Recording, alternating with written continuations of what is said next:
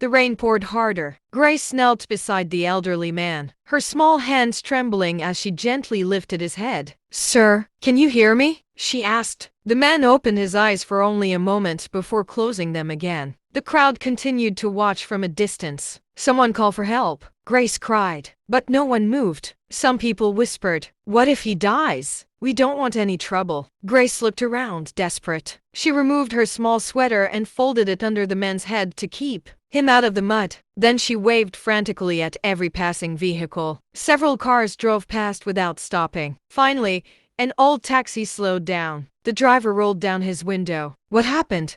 he asked. "This man is very sick," Grace pleaded. "Please help us take him to the hospital." The driver hesitated. "I don't have enough money," Grace admitted, "but I promise I'll work to pay you back." The taxi driver looked at the frightened little girl. He saw honesty in her eyes. "Get in," he said softly. Together they carefully lifted the elderly man into the taxi. Grace climbed in beside him, holding his hand the entire journey. She whispered, "Please don't leave this world today." At the hospital, doctors rushed the man into the emergency room. Grace sat quietly outside. Her clothes were soaked from the rain. Her basket of oranges had been left behind on the roadside. She didn't even think about the money she had lost. All she cared about was whether the stranger would survive. Hours passed. Finally, a doctor walked toward her. "You saved his life," he said. "If he had arrived just a few minutes later, we might have lost him." Grace smiled for the first time that day. She closed her eyes and whispered, "Thank you, God."